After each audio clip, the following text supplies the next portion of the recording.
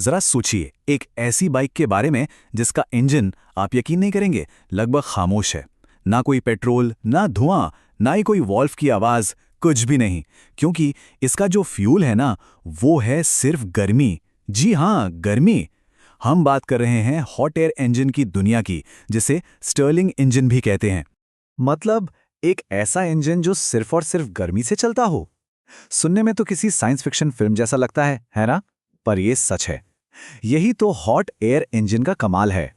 और सबसे मजेदार बात यह है कि इसके काम करने का तरीका जितना शानदार है, उतना ही हैरान करने वाला सिंपल भी है। तो चलिए इस कमाल की टेक्नोलॉजी को थोड़ा और करीब से समझते हैं। सबसे पहले ये जानना जरूरी है कि ये जादुई सा दिखने वाला इंजन आखिर काम करता कैसे है। तो देखिए, तकनीकी भाषा में स्टर्लिंग इंजन को क्लोज्ड साइकिल हीट इंजन कहते हैं। अब ये सुनने में थोड़ा भारी लगता है, पर इसका मतलब बहुत सीधा है। मतलब एक ऐसा बंद सिस्टम जिसके अंदर की हवा को बार बार गर्म और ठंडा किया जाता है, और बस इसी गर्माहट से फैलने और ठंडक से सिकुड़ने की वजह से पावर बनती है। इसको समझने का सबसे बढ़िया तरीका है एक सिरिंज का उदाहरण लेना। सोचिए, एक सिरिंज है आगे से बंद। अब जैसे ही आप उसके अंदर की हवा को गर्म करेंगे तो क्या होगा? हवा फैलेगी और पिस्टन को बाहर की तरफ धक्का देगी। सही। और फिर जैसे ही गर्मी हटाएंगे, हवा ठंडी होकर सिकुड़ जाएगी और पिस्टन अपने आप अंदर खिंच जाएगा। बस यही गर्म ठंडा धक्का खिंचाव का जो लगातार चलने वाला साइकिल है ना, यही स्टर्लिंग इंजन की जान है। अब देखिए, ये सिद्धांत सुनने में तो बहुत आसान लग रहा है, पर असल में इस गर्म और ठंडा करने की प्रक्रिया को इतना तेज और इतना एफिशिएंट बनाना कि उससे एक असली इंजन चल सके, ये एक बहुत बड़ी चुनौती है। और यहीं पर एक बहुत ही खास इनोवेशन की जरूरत पड़ती है। और वो इनोवेशन है डिस्प्लेसर पिस्टन। अब ये क्या करता है? देखिए, एक सिलेंडर होता है जिसका एक सिरा हमेशा गर्म और दूसरा ठंडा रखा जाता है। ये डिस्प्लेसर पिस्टन बस हवा को तेजी से कभी गर्म सिरे की तरफ धकेलता है तो कभी ठंडे सिरे की तरफ। इस तेज आवाजाही से हवा बहुत जल्दी गर्म और ठंडी होती है, जिससे जो मेन पावर पिस्टन है वो चलने लगता है। और मजे की बात यह है कि पावर पिस्टन की थोड़ी सी ताकत ही इस डिस्प्लेसर को चलाने में लग जाती है, और बस ये साइकिल अपने आप लगातार चलता रहता है। एक बात जो यहाँ पर जानना बहुत दिलचस्प है, वो ये है कि ये जो डिस्प्लेसर है ना, ये खुद कोई पावर नहीं बनाता, जीरो।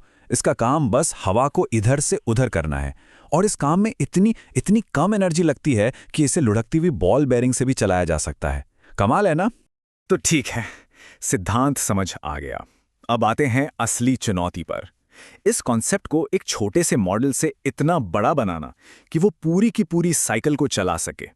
और ये कोई छोटा मोटा काम नहीं था, ये एक बहुत बड़ा इंजीनियरिंग चैलेंज था।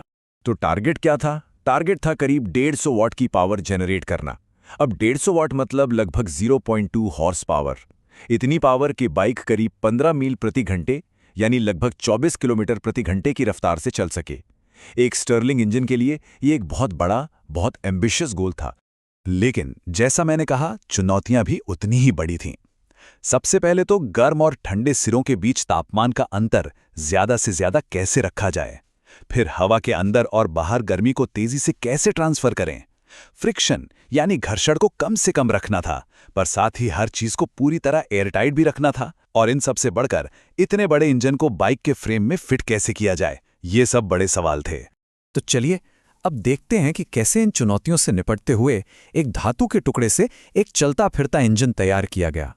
तो शुरुआती डिजाइन में कुछ बहुत ही सोचे समझे फैसले लिए गए, जैसे ठंडे वाले हिस्से के लिए internal water cooling system, crankshaft को जोड़ने के लिए एक बेल्ट का इस्तेमाल, पावर पिस्टन को जितना हो सके उतना हल्का बनाया गया, और घर्षण कम करने के लिए पीटीएफई, जिसे हम टेफ्लॉन के नाम से जानते हैं, उसकी पिस्टन रिंग्स लगाई गईं। साथ ही डिस्प्लेसर रॉड एकदम सीधी चले, इसके लिए लीनियर बेयरिंग्स का इस्तेमाल हुआ। इस पूरे काम में कितनी मेहनत लगी, इसका अंदाजा आप बनाने वाले के इन शब्दों से लगा सकते हैं। उन्होंने कहा, लगभग 2 महीने हो गए हैं बस कैलकुलेशन, डिजाइनिंग और मशीनिंग करते हुए। इतनी मेहनत के बाद अब मैं थोड़ा घबराने लगा हूं कि यह चलेगा भी या नहीं। और फिर वो दिन आया पहले टेस्ट रन का। और जैसा कि अक्सर ऐसे बड़े प्रोजेक्ट्स में होता है, पहले टेस्ट के साथ ही सामने आई नई नई परेशानियां। ये एक लंबी कहानी थी ट्रायल एंड एरर की, जहां हर गलती एक नया सबक सिखा रही थी। तो प्रॉब्लम नंबर 1, प्रेशर का लीक होना। ये सबसे बड़ी दिक्कत थी।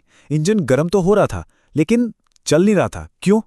क्योंकि जांच में पता चला कि जो मुख्य मूविंग सील थी, मतलब पिस्टन रिंग्स, वहां से बहुत सारी हवा लीक हो रही थी। और जब प्रेशर ही नहीं बनेगा तो इंजन कैसे चलेगा? तो अब शुरू हुई पिस्टन रिंग के सही समाधान की तलाश। जो पुराना डिजाइन था, जिसमें टेफ्लॉन रिंग्स थी, वो प्रेशर को नहीं रोक पा रहा था। और फिर सॉल्यूशन मिला एक बहुत ही अनोखी जगह से, एक लचीले टीपीयू मटेरियल से बनी 3D प्रिंटेड रिंग। इसकी खासियत ये थी कि जैसे ही अंदर प्रेशर बढ़ता था, ये रिंग फैर कर एक जबरदस्त सील बना लेती थी और घर्षण नाक के बराबर। Problem solved. अच्छा, अब सील तो ठीक हो गई, इंजन चलने के बहुत बहुत करीब आ गया, पर अभी भी अपने आप नहीं चल पा रहा था। इस बार दिक्कत कहाँ थी? इसका पता चला एक स्लो मोशन वीडियो से। वीडियो में दिखा कि क्रैंक तो पूरा 30 मिलीमीटर घूम रहा है, लेकिन पिस्टन सिर्फ 14 मिलीमीटर ही चल रहा था। इस मिसमैच की वजह से हवा जरूरत से ज्यादा दब रही थी। मतलब इंजन खुद पर ही ब्रेक लगा रहा था और कीमती एनर्जी बर्बाद हो रही थी। तो इस प्रॉब्लम को भी सुलझाया गया और इसके लिए 2 बदलाव किए गए। पहला, पावर पिस्टन के क्रैंक की चाल को 30 से घटाकर 25 मिलीमीटर कर दिया गया, और दूसरा, उसी समय डिस्प्लेसर पिस्टन की चाल को बढ़ा दिया गया। इन 2 बदलावों का नतीजा ये हुआ कि हवा का मूवमेंट और प्रेशर का बनना दोनों ही पहले से कहीं ज्यादा एफिशिएंट हो गए। और फिर महीनों की मेहनत, ढेरों गलतियों और इन बड़े सुधारों के बाद वो पल आ ही गया। उस पल की खुशी को बनाने वाले के शब्दों से बेहतर कोई नहीं बता सकता। चलो, अरे क्या ये अपने आप चल रहा है? हाँ, ये चल रहा है, ये काम कर रहा है, ये तो बहुत ही बढ़िया है। तो इंजन का अपने आप चलने लगना, ये वाकई एक बहुत बड़ी जीत थी, एक बहुत बड़ा मील का पत्थर। लेकिन कहानी यहां खत्म नहीं हुई। इंजन तो चल गया, पर बाइक को सड़क पर चलाने का सफर अभी भी बाकी था।